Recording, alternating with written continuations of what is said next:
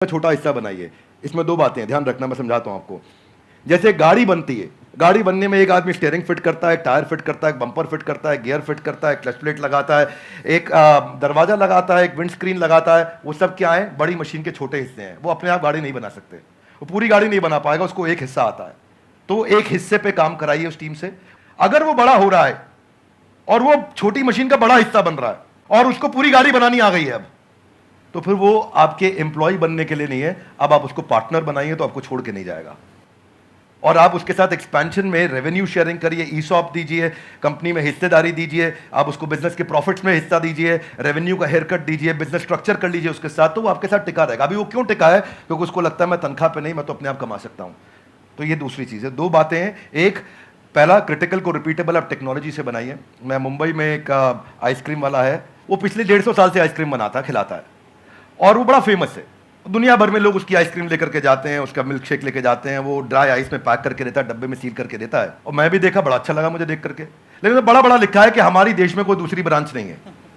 तो मैं सोचता हूं भाई तेरा कितना दुर्भाग्य है कि तू 150 साल में दूसरी ब्रांच नहीं बना पाया, क्योंकि वो क्रिटिकल को रिपीटेबल नहीं कर पा रहा है। तो आप क्रिटिकल को रिपीटेबल करने के लिए टेक्नोलॉजी बिल्ड करिए, तो फिर आप उसको स्केल कर पाएंगे। वो आपका पहला आंसर। और दूसरा, मैन पावर रिटेन कर पाएंगे, क्योंकि आप उन पर डिपेंडेंट नहीं है। वो दूसरा आंसर। तो दोनों चीजें कवर की। धन्यवाद। तो यहाँ पे मैं भी थोड़ा सा अपना पर्सपेक्टिव ऐड ऑन करता हूँ सर, कि अभी जो सर ने बात बोली बिल्कुल परफेक्ट है कि ये दो तरीके हैं जो सर ने बताया। एक मेरे भी पर्सपेक्टिव से अगर आप देखेंगे तो आपको दो चीज़ों का ध्यान रखना पड़ेगा। एक, या तो कोई ऐसा ब्रांड बना लीजिए अपना कि वहाँ पे इतना बड़ा एंट्री बैरियर आ जाए कि लोग ये कहें कि हमको चेस नहीं सीखना है, क्योंकि चेस सिखाने वाले तो बहुत लोग हो सकते हैं।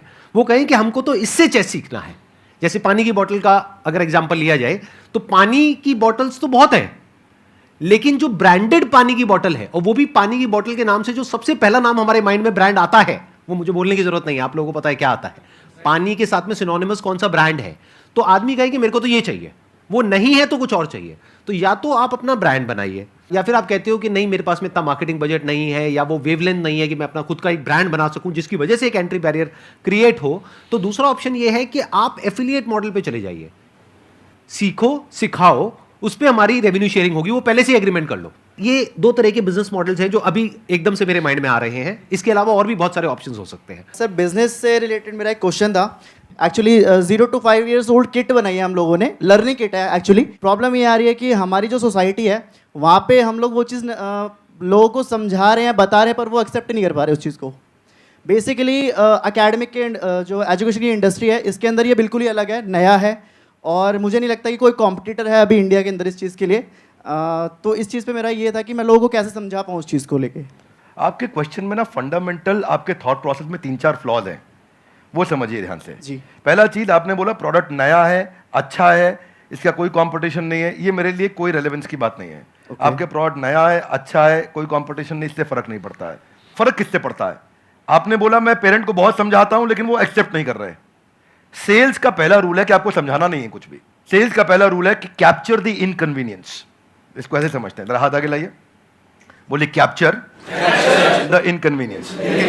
थोड़ा ऐसा एक्टिंग करो, इनकन्वीनियंस। जिस दिन आपने इनकन्वीनियंस, देखो पेरेंट परेशान कहां हो रहा है, देखो उसकी सबसे बड़ी तकलीफ क्या है। आपको पता है बच्चा जब नीचे बेड से रोल करते करते गिर जाता है, छोटा बच्चा 9 महीने का, 1 साल का, 1.25 साल का, रोल करते करते गिर जाता है, तो बच्चे को बहुत दर्द होता है, यस नो? राइट। लेकिन बच्चे से ज्यादा दर्द उस समय माँ और बाप को हो रहा होता है। इतना तकलीफ होता है, गिर गया मेरा बच्चा, गिर गया मेरा बच्चा। वो इनकन्वीनियंस है। तो फिर क्या निकल कर गया? बच्चे के बॉडी कवर्स आ गए, उसके हेड सपोर्ट्स आ गए कि वो नीचे गिर भी जाए तो उसको चोट ना लगे। वो क्या इनकन्वीनियंस कैप्चर करे। दूसरा चीज, जब आप ये करोगे, उसका नाइस एनालिसिस करोगे, उनका नीड, इंटरेस्ट, कंसर्न, एक्सपेक्टेशन, तो आपको बेचना नहीं पड़ेगा, वो अपने आप लेगा। ये आपके प्रोडक्ट का एमवीपी होता है कि आपको बेचे बिना लोग कस्टमर के लिए प्रीपे करने को तैयार हो जाएं, या एडवांस देने को तैयार हो जाएं, या कैश पेमेंट देने को तैयार हो जाएं, या प्रोडक्ट बनाते वक्त आपको लेटर ऑफ इंटेंट दे दें, या बोले कि मेरा बड़ा स्ट्रॉन्ग इच्छा है कि मैं लूंगा, कम से कम इतना बोल दें। अगर इतना भी नहीं कर रहे तो इसका मतलब जो आप प्रोडक्ट लेकर के जा रहे हो वो प्रोडक्ट उनके काम का नहीं है। So don't create a product, solve a problem that they have, and problem should be unsolved.